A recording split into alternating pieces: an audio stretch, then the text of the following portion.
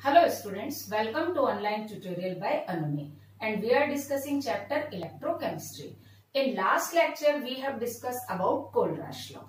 Means Kohlraasch law जो था वो basically था for to know the limiting molar conductivity or limiting equivalent conductivity of weak electrolyte. Okay, so last lecture में हमने Debye-Huckel-Onsager equation पढ़ा था which was applicable only for strong electrolyte और Debye-Huckel-Onsager equation का हमने ग्राफ बनाया था, लेकिन वी हैव ऑब्जर्व कि by the graph of that equation हम वीक इलेक्ट्रोलाइट के लिए लिमिटिंग मोलर कंडक्टिविटी कैलकुलेट नहीं कर सकते.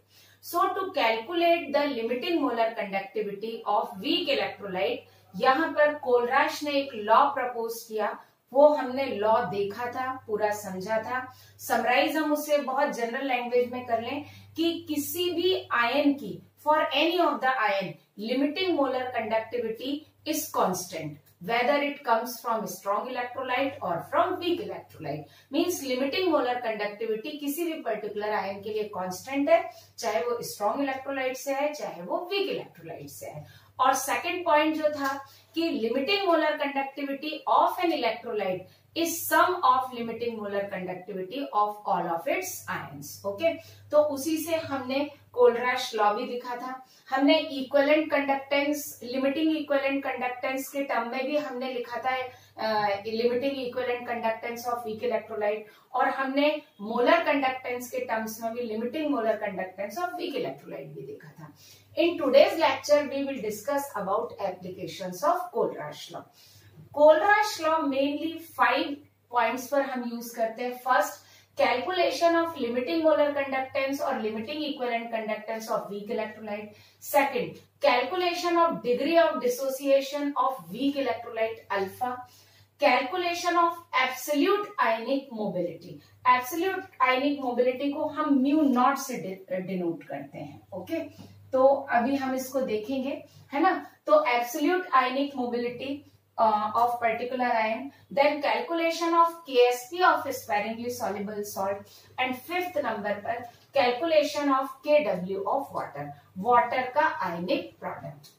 उसके बाद ये 3 पॉइंट है जो हमने वीक इलेक्ट्रोलाइट या इलेक्ट्रोलाइटिक सॉल्यूशन के लिए, सॉरी वीक नहीं, वीक और स्ट्रॉन्ग दोनों के लिए हमने पढ़ा. ये हाउएवर मैं आपको बता चुकी हूँ, लेकिन हम फिर से समराइज कर देखते हैं. Conductance is extensive property. So conductance of mixture of aqueous solution of electrolytes क्या होगा? C of mix is equal to summation of conductance of all electrolytes plus conductance of water.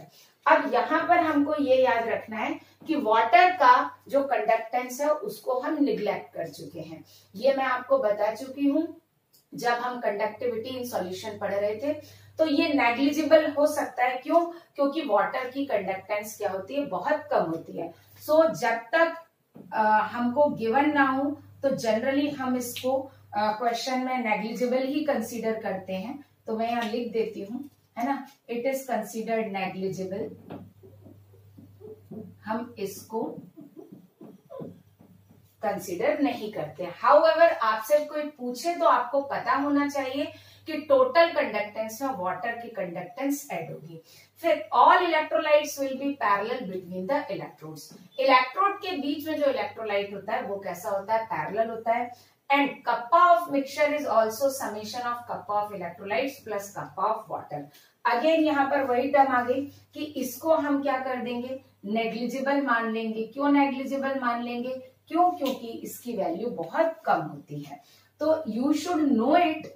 However हम इसको क्या कर देते हैं, ड्यूरिंग कैलकुलेशन हम इसको निग्लेक्ट करते हैं. And kappa is directly proportional to the concentration of solution. ये हमको बहुत अच्छे से पता है. And molar conductance in inversely proportional to the conductance of concentration of solution. Okay, तो अब हम ये एप्लीकेशन 1 by 1 देख लेते हैं with example. So our first application is calculation of limiting molar conductance or limiting equivalent conductance of weak electrolyte. Okay, तो यहाँ हम एक एग्जाम्पल लेते हैं. सपोज दैट हम ले रहे हैं, हमको कैलकुलेट करना है limiting molar conductance of CH3COOH. We know CH3COOH is weak electrolyte, but यहां पर हमको ये देखना पड़ेगा कि CH3COOH में कौन से आयन्स हैं। तो यहां मैं इसको दो पार्ट में कर देती हूँ कि CH3COOH, या इसको हम आयोनाइज करके ही लिख लें तो ज्यादा बेटर होगा, है ना। तो CH3COOH को जब हम आयोनाइज करेंगे, पार्टली आयोनाइज्ड होगा, तो यहां पर ये 2 आयन हो जाएंगे, राइट। अच्छा, अगर डाइल्यूशन इनफाइनाइट है, क्योंकि हम लिमिटिंग मोलर कंडक्टेंस की बात कर रहे हैं तो डाइल्यूशन इनफाइनाइट होगा, तो हम यहां पर ये लिख लेते हैं एट इनफाइनाइट डाइल्यूशन। ये मैं आपको बता चुकी हूं, फिर भी यहां लिख देती हूं एट इनफाइनाइट डाइल्यूशन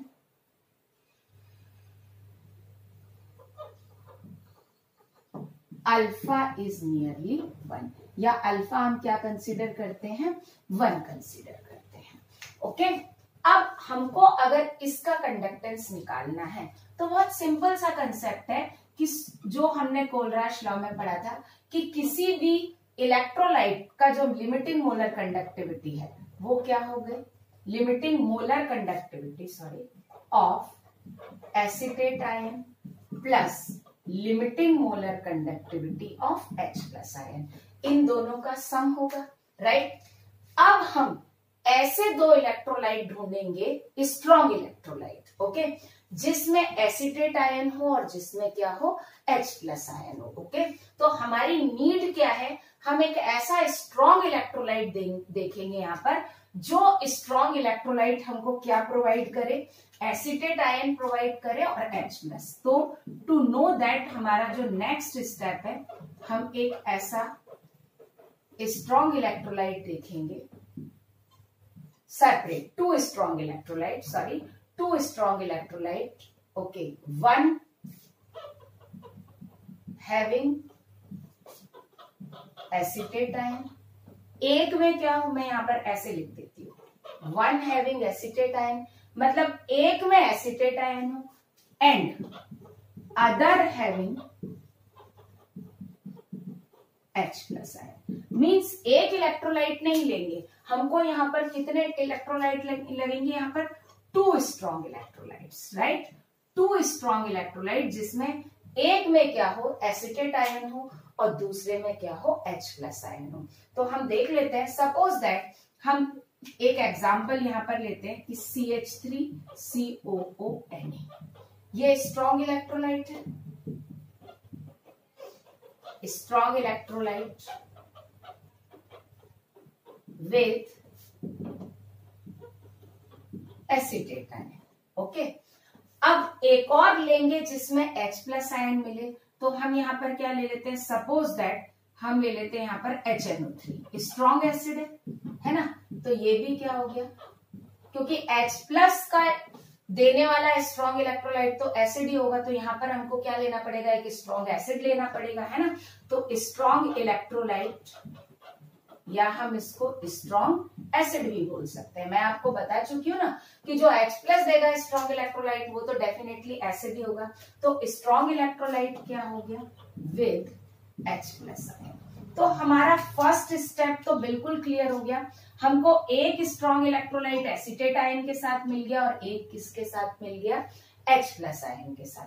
अब यहां पर मैं आपको एक चीज बताती हूँ, सपोज दैट हमको इन दोनों की लिमिटिंग मोलर कंडक्टिविटी तो पता है, राइट, क्योंकि ये स्ट्रॉन्ग इलेक्ट्रोलाइट है, तो डिबाई-हकल-ओहन-सागर इक्वेशन से हम ग्राफ प्लॉट करके इन दोनों की लिमिटिंग मोलर कंडक्टिविटी नोन होती है, राइट, इन दोनों की नोन होती है। अब अगर हमको एसिटिक एसिड की निकालनी और हम इन दोनों का अगर ऐड करें, तो अगर हम ऐसा करें, limiting molar conductivity of CH3COONA plus limiting molar conductivity of HNO3, अगर हम इन दोनों को ऐड करें तो कोई दिक्कत नहीं है। दिक्कत क्या है, हमारे पास 2 आयन एक्स्ट्रा आ गए, कौन से, Na पॉजिटिव एक्स्ट्रा आ गया और NO3 नेगेटिव एक्स्ट्रा आ गया, ओके। तो यहां पर क्या हो गया, हमारे पास Na आयन और NO3 आयन एक्स्ट्रा आ गए, तो अब हमको एक और स्ट्रॉन्ग इलेक्ट्रोलाइट चाहिए जिसमें एक्स्ट्रा एनायंस हो, तो यहाँ पर एक्स्ट्रा आयंस हो, तो यहाँ पर हम एक और स्ट्रॉन्ग इलेक्ट्रोलाइट लेंगे NaNO3। ठीक है, इसमें कौन से आयन हो गए, दोनों Na आयन भी हो गया और नाइट्रेट भी हो गया। इसकी भी लिमिटिंग मोलर कंडक्टिविटी हमको नोन है। ओके, तो हम यहाँ पर क्या लिखेंगे, स्ट्रॉन्ग इलेक्ट्रोलाइट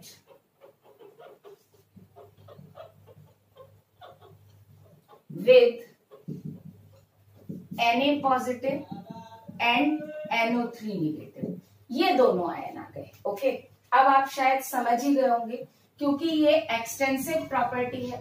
अगर हम इन दोनों के सम में से NaNO3 क्या कर दें, माइनस कर दें, इन दोनों का सम लें और उसमें से लिमिटिंग मोलर कंडक्टिविटी NaNO3 की माइनस कर दें, तो हमें क्या मिल जाएगा, एसिटिक एसिड की मोलर कंडक्टिविटी। यहां पर मैंने एसिटिक एसिड लिखा नहीं है, मैं लिख देती हूँ, बाय मिस्टेक मैं लिखना भूल गई। ओके, तो we can write limiting molar conductivity of acetic acid. Strong electrolyte मैंने क्या बोला था, एक स्ट्रॉन्ग इलेक्ट्रोलाइट एसिटेट आयन वाला चाहिए, तो उसके लिए हमने ले लिया सोडियम एसिटेट, राइट, प्लस एक स्ट्रॉन्ग इलेक्ट्रोलाइट H+ वाला चाहिए, तो इसके लिए हमने ले लिया HNO3।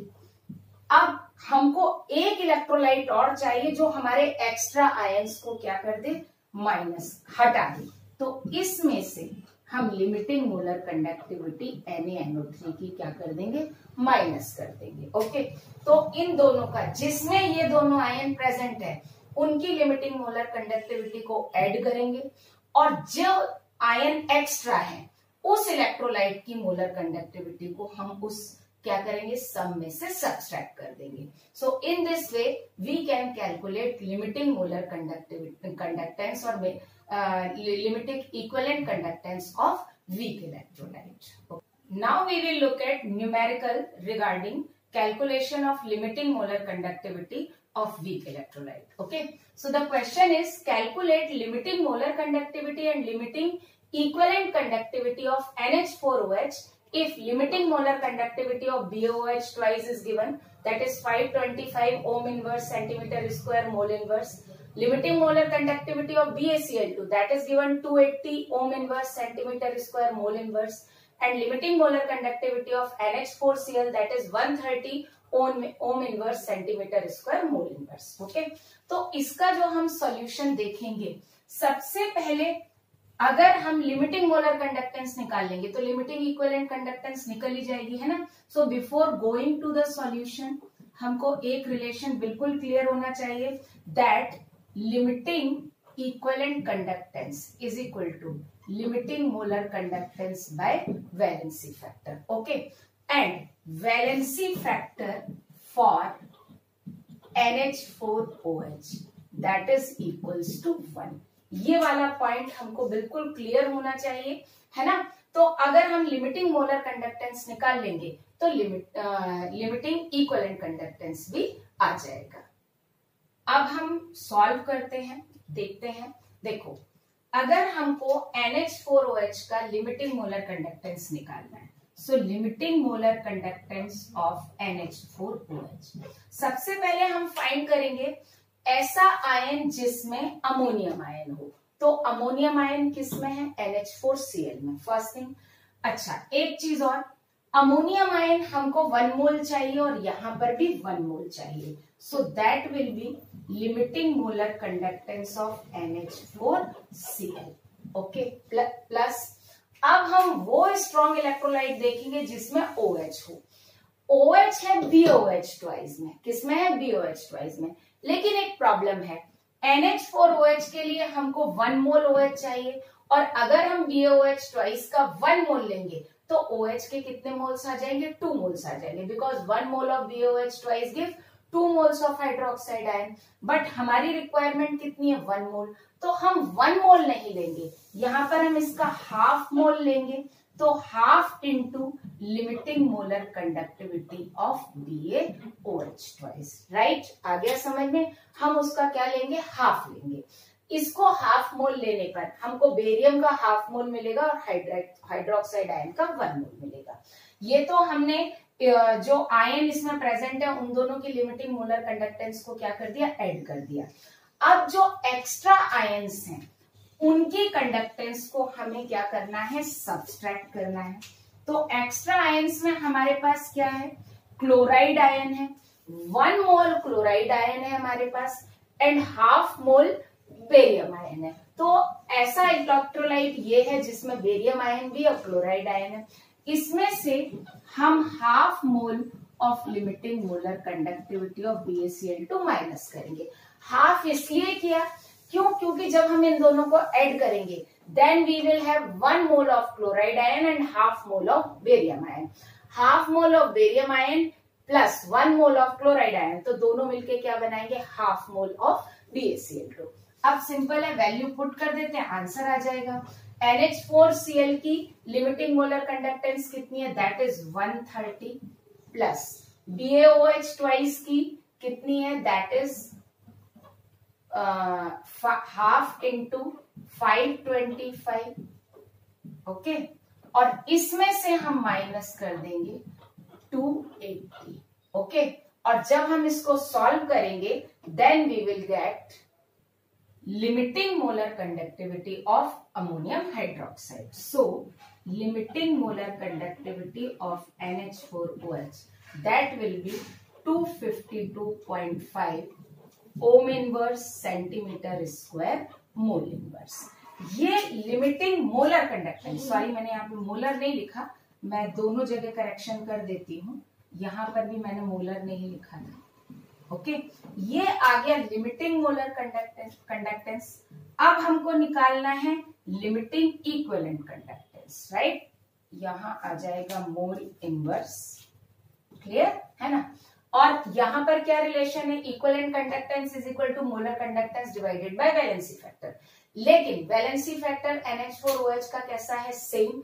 तो हम यहां पर क्या लिख सकते हैं, since valency factor equals to 1 therefore limiting equivalent conductance equals to limiting molar conductance, है ना।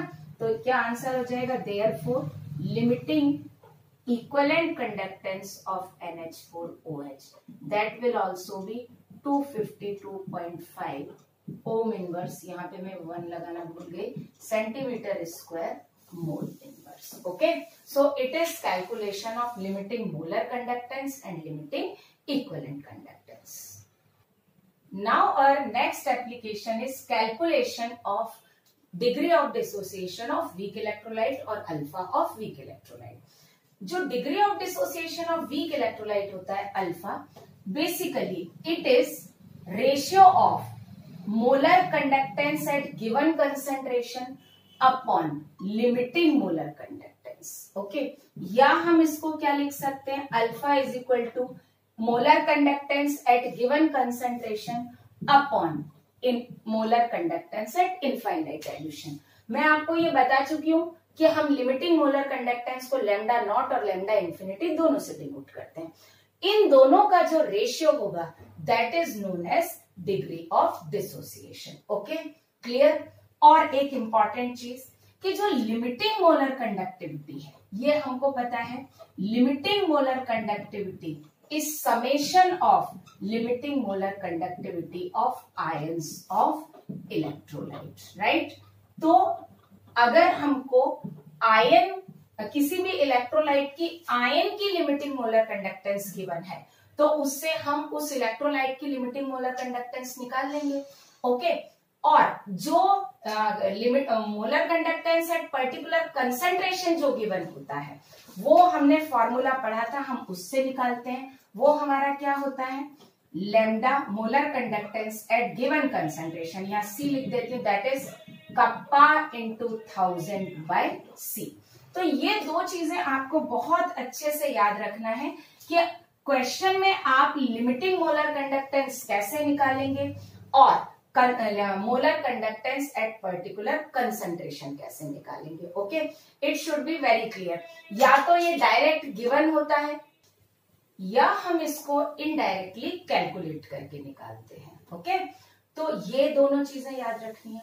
अब एक और इंपॉर्टेंट चीज, अगर हमको अल्फा मिल गया तो हम क्या कर सकते हैं, किसी वीक इलेक्ट्रोलाइट का डिसोसिएशन कांस्टेंट भी निकाल सकते हैं, है ना। तो यहाँ साइड में मैं बता देती हूँ कि अल्फा की हेल्प से हम वीक इलेक्ट्रोलाइट का क्या निकाल सकते हैं, डिसोसिएशन कांस्टेंट। मींस अगर एसिड है तो Ka लिखेंगे, बेस है तो Kb लिखेंगे, और अगर वीक इलेक्ट्रोलाइट है तो हम उसका डिसोसिएशन लिख देते हैं, राइट, है ना, डिसोसिएशन कांस्टेंट। वीक इलेक्ट्रोलाइट, अच्छा ये आपको पता है कोई भी वीक इलेक्ट्रोलाइट एक स्टेप में सारे आयन सेपरेट नहीं होते, 1 by 1 होते हैं, है ना। तो सपोज दैट एक वीक इलेक्ट्रोलाइट AB है और ये आयोनाइज हुआ A plus and B negative में। मैं बहुत रफली समझा रही हूँ, एक्वस मीडियम में हमको पता है यहाँ पर C माइनस C अल्फा होगा, ये C अल्फा होगा और ये C अल्फा होगा। अब इसका जो डिसोसिएशन कांस्टेंट होगा that will B C alpha square upon 1 minus alpha, है ना। एसिड होगा तो इसको हम Ka बोलेंगे, बेस होगा तो हम इसको Kb बोलेंगे। और एक चीज इसमें, इफ अल्फा इज, ये बहुत अच्छे से पता होना चाहिए, अल्फा इज लेस देन और इक्वल टू 0.05, देन हम क्या करते हैं, 1 माइनस अल्फा को हम 1 लिखते हैं, राइट, ये कंसीडर करते हैं। तो ये दोनों चीजें हमको याद रखनी है। हम अभी आगे न्यूमेरिकल करेंगे, उसमें ये पॉइंट बिल्कुल क्लियर हो जाएगा। तो अगर हमारे पास अल्फा है तो हम किसी वीक इलेक्ट्रोलाइट का डिसोसिएशन कांस्टेंट या किसी वीक एसिड का Ka या किसी वीक बेस का Kb भी कैलकुलेट कर सकते हैं। तो अब हम इससे रिलेटेड न्यूमेरिकल कर लेते हैं। सो ये न्यूमेरिकल है जिसमें हम एक वीक इलेक्ट्रोलाइट का Ka भी कैलकुलेट करेंगे और pH भी कैलकुलेट करेंगे। यहाँ पर जो मैंने वीक इलेक्ट्रोलाइट लिया है वो लिया है एसिटिक एसिड। सो क्वेश्चन है, kappa for 10⁻³ molar aqueous CH3COH solution is given and limiting molar conductance of H plus ion and that for acetate ion is 349 and 41 centimeter square mole inverse respectively. Calculate Ka of acetic acid. तो हम पहले इस question के solution का approach बना लेते हैं। देखो, अगर हमको Ka कैलकुलेट करना है तो that is C alpha square minus 1 upon alpha, okay. और जब हमको pH निकालना है तो H ion concentration equals to C alpha, और इससे हम निकाल लेंगे pH that is negative log of H plus ion, right, यही है। तो हमारा जो मेन मोटिव है वो हमको निकालना है alpha, and alpha equals to क्या होता है, अल्फा इक्वल्स टू होता है lambda molar conductance at given concentration upon limiting molar conductance. ठीक है, हम देखते हैं हम इसको कहां से निकालेंगे और इसको कहां से निकालेंगे। तो गिवन कंसेंट्रेशन पर हमको कप्पा गिवन है तो that will be kappa into 1000 by concentration या मोलैरिटी। कितना गिवन है, 10⁻³ इसको हम निकाल लेते हैं। तो दैट इज कप्पा है 7.8 इंटू 10⁻⁻5 इंटू 1000 अपॉन 10⁻⁻3, राइट। और जब हम इसको सॉल्व करेंगे तो ये हमारा आ जाएगा 78 siemens centimetre square mole inverse. तो हमारे पास molar conductance at given concentration आ गया। अब हमारा नेक्स्ट स्टेप है कि हम लिमिटिंग मोलर कंडक्टेंस निकालें। तो limiting molar conductance of acetic acid that is equals to limiting molar conductance of acetate ion plus limiting molar conductance of H plus ion. ये कितना गिवन है, 41 गिवन है। So that is 41 plus 349 and that equals to 390 Simon centimeter square mole inverse, okay. अब हम निकाल सकते हैं alpha. तो अल्फा क्या होगा, alpha equals to 78 upon 390, okay, and that is equals to 0.2। अब यहां पर अल्फा ग्रेटर देन 0.05 है मतलब हम 1 माइनस अल्फा को 1 नहीं ले सकते। ये बहुत अच्छे से देखना, मैंने रब कर दिया क्योंकि क्वेश्चन उतने स्पेस में सॉल्व नहीं हो पा रहा था। पहले मैंने सॉल्व किया था लेकिन नहीं हो पा रहा था, तो मैंने दोबारा से किया। तो आप चेक कर लीजिए, हम इसको कब लेते हैं, जब when alpha is less than और इक्वल टू 0.05। तो हम यहां नहीं लेंगे, अल्फा आ गया। अब हम निकाल लेते हैं के ए इक्वल्स टू सी कितना है 10⁻⁻³ अल्फा हो गया 0.2 का square and that is 1 minus 0.2। Okay, और जब हम इसको सॉल्व करेंगे तो हम इसको ऐसे भी लिख सकते हैं, it comes 4 into 10⁻⁻5 divided by 0.8। Okay, तो इसको जब हमने सॉल्व किया वो हो जाएगा 0.04, 4 इंटू 10⁻⁻2 इंटू 10⁻⁻3। नाउ यहां पर इसको सॉल्व करने पर आया के ए इक्वल्स टू, अगर हम इसको सॉल्व करेंगे दैट विल बी 5 इंटू 10⁻⁻5। अब के ए आ गया, एक पार्ट तो आ ही गया हमारा। अब हमको निकालना है पीएच। पीएच के लिए हम एच आयन कंसेंट्रेशन निकाल लेते हैं।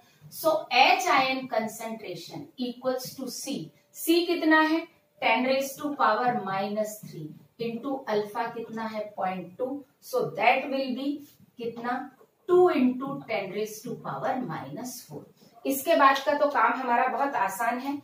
सो pH equals to negative log of 2 into 10⁻⁻4। और जब हम इसको करेंगे तो 4 minus log 2, so pH will be 3.7। क्यों? क्योंकि हमको पता है log 2 इक्वल्स टू 0.3 होता है। आई थिंक ये कैलकुलेशन मुझे आपको करवाने की जरूरत नहीं है, हम सॉल्यूशन एंड कॉलिगेटिव प्रॉपर्टीज वाले चैप्टर में काफी कर चुके हैं और यहाँ पर भी हम रिवाइज कर चुके हैं। ओके, तो हमने क्या निकाल लिया, अल्फा निकाल लिया, के ए निकाल लिया और उस सॉल्यूशन का क्या निकाल लिया, pH निकाल लिया। So it was calculation of degree of dissociation of weak electrolyte through molar conductance और through Kohlrausch law. Now we will look at our third application, that is absolute ionic mobility. Absolute ionic mobility is defined as mu naught. C stands for cation, means it is absolute ionic mobility of cation and it is absolute ionic mobility of anion. अब हम इसकी definition देख लेते हैं। Absolute ionic mobility क्या होता है? Ionic mobility मतलब आयन की speed. Okay, so it is defined as speed of ion at infinite dilution. Means infinite dilution पर आयन की स्पीड क्या होती है under unit potential gradient. Under unit potential gradient. अब क्वेश्चन आता है कि पोटेंशियल ग्रेडियंट क्या होता है? वैसे तो ये फिजिक्स का टर्म है लेकिन डेफिनेशन मैं बता देती हूँ। Potential gradient is defined as rate of change of potential with displacement. Means displacement के साथ potential कैसे change होता है? So rate of change of potential with displacement is defined as potential gradient. तो जब potential gradient unit हो, 1 unit हो, तब आयन की जो स्पीड होती है इनफाइनाइट डाइल्यूशन पर, that is defined as ionic, absolute ionic mobility. और जो लिमिटिंग मोलर कंडक्टिविटी होती है that is directly proportional to absolute ionic mobility. Understood सी बात है, जितनी ज्यादा स्पीड होगी कंडक्टेंस उतना ही ज्यादा होगा। ओके, और इक्वेट करने के लिए यहाँ पर क्या लगाया एफ, तो lambda naught is equal to mu naught F. So mu naught क्या आ जाएगा, लैम्डा नॉट बाई एफ। तो अगर हमको किसी आयन की लिमिटिंग मोलर कंडक्टेंस पता है तो हम उसकी एब्सोल्यूट आयनिक मोबिलिटी भी निकाल सकते हैं। And unit of mu naught क्या है, centimetre square second inverse volt inverse. तो यहां पर हम एक क्वेश्चन देख लेते हैं। कैलकुलेट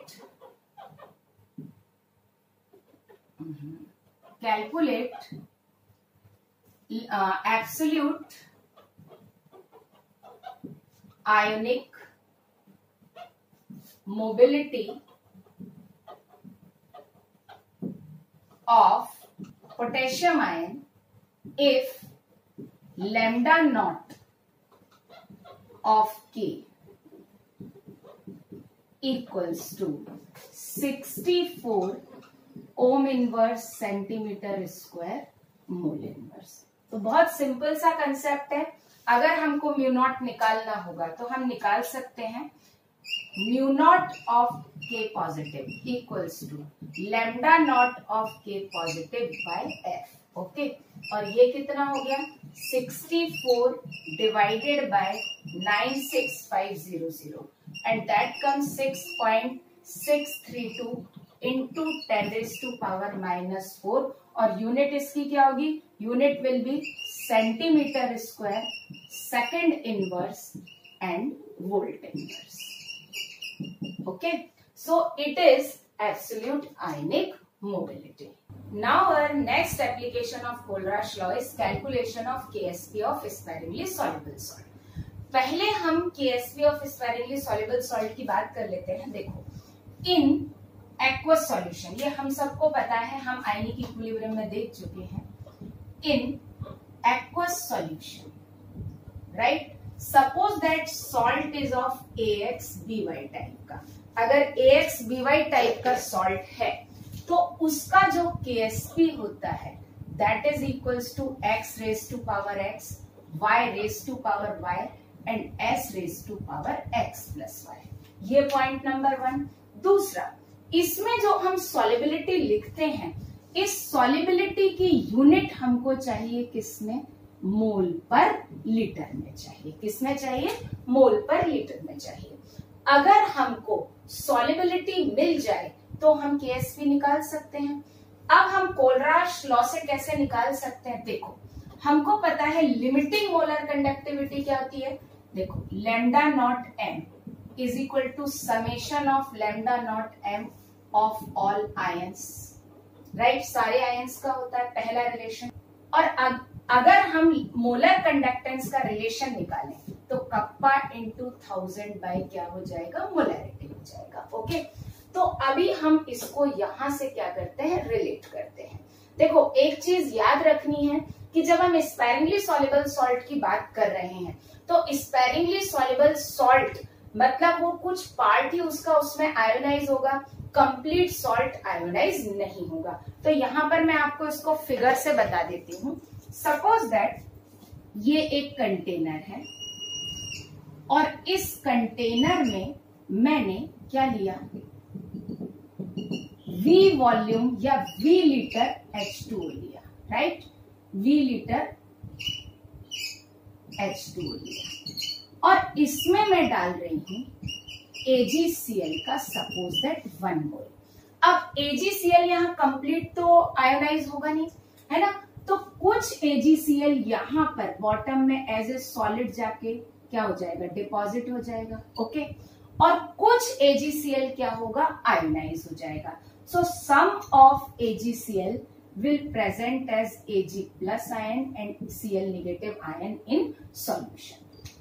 अब अगर हम इसकी बात करें तो सॉल्यूशन की बात करें तो जो सॉलिड है ये पार्ट क्या है, सॉलिड। ये मैंने आपको सॉल्यूशन एंड कॉलिगेटिव प्रॉपर्टी में बताया था। सॉलिड कभी भी सॉल्यूशन का पार्ट नहीं होता, it is not part of solution, right. तो ये सॉल्यूशन का पार्ट नहीं है, it is not part of solution, है ना। अब अगर हमको इसमें से सिल्वर आयन की या क्लोराइड आयन की मोलैरिटी निकालनी है तो जितने मोल डिसॉल्व होके यहाँ गए होंगे वही उसी से मोलैरिटी आएगी, है ना। तो हम एक आयोनाइजेशन की एक सिंपल सा या डिसोसिएशन का एक सिंपल इक्विलिब्रियम लिख लेते हैं। Ag प्लस एक्वस में गया प्लस Cl नेगेटिव भी एक्वस में गया। ऐसा हमने आयनिक इक्विलिब्रियम में किया है। हमने इनिशियली इसके कितने मोल लिए थे, 1 में से X गया तो X ही हमको ये मिला। ओके, अब अगर हम molarity of Ag plus ion निकालें तो Ag प्लस आयन के कितने मोल है, X कितने वॉल्यूम में प्रेजेंट है, V लीटर में प्रेजेंट है। इसी तरह से मोलैरिटी ऑफ क्लोराइड आयन अगर हम निकालें तो X बाई V, क्यों, क्योंकि कंप्लीट 1 मोल तो डिसोसिएट नहीं हुआ, राइट। ये हो गई मोलैरिटी। अब बहुत ध्यान से देखना, इससे अगर हम सॉल्युबिलिटी भी निकालें तो सॉलिबिलिटी ऑफ Ag+ वो भी क्या हो जाएगा, सॉलिबिलिटी को हम कैसे डिफाइन करते हैं, moles dissolved in V litre of solution, V volume है ना, तो सॉलिबिलिटी S भी क्या हो जाएगा, X/V हो जाएगा, means X moles of Ag+ are soluble in V liter solution, right? Solubility क्या है, moles of solute dissolved in V liter. तो molarity क्या है, moles of solute present in V liter, है ना, तो molarity है moles of solute present in V liter, और solubility क्या है, moles of solute dissolved in V liter. तो बात तो एक ही है. तो अगर आप यहां से देखें तो molarity और solubility क्या हो गया, इक्वल हो गया. So we can write molar conductance kappa into 1000 by molarity की जगह हम क्या निकाल सकते हैं, सॉलिबिलिटी लिख सकते हैं, निकाल सकते हैं, नहीं क्या लिख सकते हैं, लिख सकते हैं. अब अगर हमको किसी इलेक्ट्रोलाइट का मोलर कंडक्टेंस गिवन है, कप्पा गिवन है, तो हम उसका सॉलिबिलिटी निकाल लेंगे, और सॉलिबिलिटी निकालने के बाद हम उसका क्या निकाल लेंगे, KSP निकालेंगे. तो इससे रिलेटेड एक क्वेश्चन मैं यहाँ लिख देती हूँ, इसको रब करके, है ना, इस पार्ट को आप नोट कर लीजिए, और इसी को रब करके मैं यहाँ लिख रही हूँ.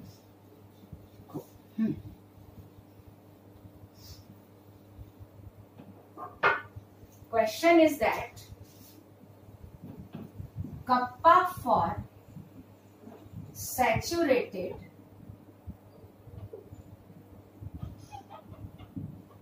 aqueous solution of PbCl2 is 1.2 into 10 raised to power minus 8 Simon centimeter.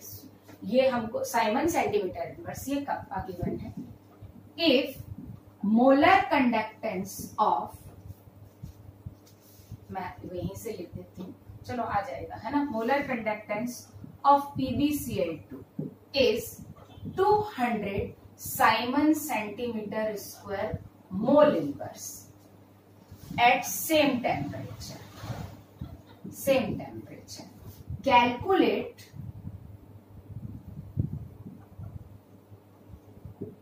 KSP of PbCl2. हमको क्या करना है, PbCl2 का KSP फाइंड करना है. अब सबसे पहला पॉइंट हम देखते हैं, KSP एक्वस सॉल्यूशन में PbCl2 चाहिए. PbCl2 के लिए X equals to 1 and Y equals to 2. Lead ion 1 है, क्लोराइड आयन 2 है, तो KSP क्या हो जाएगा, that will B 4s3, right, क्या हो जाएगा, 4s3. अगर हमको S मिल जाए तो KSP निकल जाएगा. ओके, अब S के लिए हम क्या रिलेशन लगाएंगे, that is molar conductance equals to kappa into 1000 by S. इसको सॉल्व करते हैं. मोलर कंडक्टेंस हमको कितना गिवन है, 200. कप्पा कितना है, 1.2 into 10 raised to power minus 8 into 1000 upon S.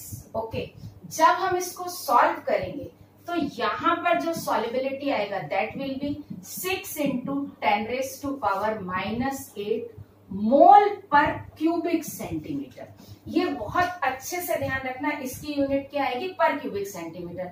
ये मैंने जब आपको मोलैरिटी से लैम्डा एम की यूनिट डेरिवेशन बताया था, तब मैंने आपको बताया था, तो वहां पर इसकी यूनिट क्या आएगी, मोल पर क्यूबिक सेंटीमीटर.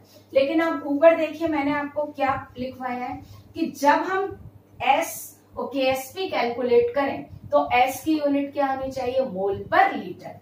तो S इक्वल्स टू हो जाएगा 6 into 10 raised to power minus 5 मोल पर लीटर. ओके, अब हमारे पास S भी आ गया, हम KSP निकाल सकते हैं. KSP equals to 4 into 6 into 10 raised to power minus 5 क्यूब. और इसको जब हमने सॉल्व किया then we found KSP equals to 8.64 into 10 raised to power minus 13. Okay, so in this way हमने मोलर कंडक्टेंस से एक स्पेरिंगली सॉल्युबल सॉल्ट का क्या निकाल लिया, KSP भी कैलकुलेट कर लिया. Now our last application of Kohlrausch law is calculation of KW of water. हमको पता है वाटर का KW क्या होता है, concentration of H plus ion into concentration of hydroxide ion. Okay, पहली बात ये. दूसरा, for water H plus ion and hydroxide ion concentration बिल्कुल equal होता है. So therefore we can write Kw is equal to H ion concentration square और hydroxide ion concentration square. Okay, इन दोनों का स्क्वायर. क्वेश्चन ये है, अगर हमको H प्लस आयन या OH आयन का कंसंट्रेशन मिल जाए तो Kw मिल जाएगा. इसके लिए हम थोड़ा सा वाटर का डिसोसिएशन देखते हैं. Right, H plus and OH.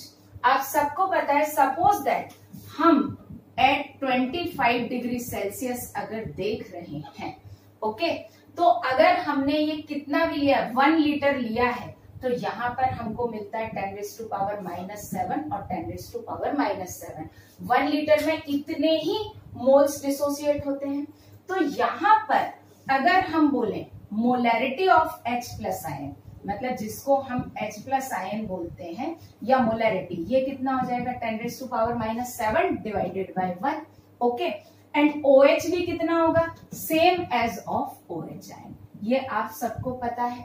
अब यहां से ये याद रखो, ये क्या हो गया, मोलैरिटी. तो अगेन हम लैम्डा का रिलेशन निकाल सकते हैं. दैट मोलर कंडक्टेंस, लिमिटिंग भी ले सकते हैं इनफाइनाइट डाइल्यूशन पर, जो हमको मिल जाए that kappa into 1000 upon molarity. अब ये मोलैरिटी क्या होगी, molarity of either of H plus ion or of OH ion. इन दोनों में से किसी, क्योंकि हम आयन की कंडक्टिविटी की बात कर रहे हैं ना, तो मोलैरिटी हम यहाँ पर क्या लिखेंगे कि जितने आयन्स इसमें से क्या हुए, डिसोसिएट हुए. ओके, अब एक क्वेश्चन हम करते हैं, उससे आपको ये समझ में आ जाए. So our question is kappa of water is 5.5 into 10⁻⁻8 Simon centimeter inverse at 25 degree Celsius and limiting molar conductivity of H plus ion and OH ion given है. Calculate Kw of water. Okay, तो हम इसका solution अगर देखें तो बहुत simple है. जैसे limiting molar conductivity of H2 that is equals to kappa of H2 into 1000 upon molarity of H2O का यहाँ पर क्या मतलब है, H2O which is dissociated. मैंने आपको आयन लिखे थे ना, H2O which is dissociated, right? तो हम डिसोसिएटेड H2O की मोलैरिटी निकाल लेंगे. हमको ये हम निकाल लेते हैं. लैम्डा नॉट ऑफ H2O क्या होगा, lambda naught of H2 that is equals to lambda naught of H plus and lambda naught of hydroxide ion, that is 350 plus 200 equals to 550 Simon centimeter square mole inverse. ये हमको lambda naught आ गया, kappa भी आ गया, तो देखें that is 550 equals to 5.5 into 10⁻⁻8 into 1000 and that is equals to molarity of H. H2O dissociated या molarity of H plus और OH ion negative, right है ना. डिसोसिएटेड मतलब वही आएगा. इसको जब हम सॉल्व करेंगे तो जो H आयन कंसंट्रेशन या फिर हम क्या बोलेंगे मोलैरिटी ऑफ H प्लस आएगा, दैट इज 10⁻⁻7 आएगा. ओके, अब Kw बहुत आसान है. So Kw equals to H ion concentration power raised to power 2, so that will be 10⁻⁻7 raised to power 2, or we can write Kw of water equals to 10⁻⁻14. Okay, तो बस आपको ये याद रखना है कि जब आपको वाटर का Kw निकालना है तो जो आप यहाँ से मोलैरिटी निकालोगे वो होगी the H2O which is dissociated, or we can say it is molarity of H plus ion or OH ion which are present in water. Okay, so these were applications of Kohlraasch law.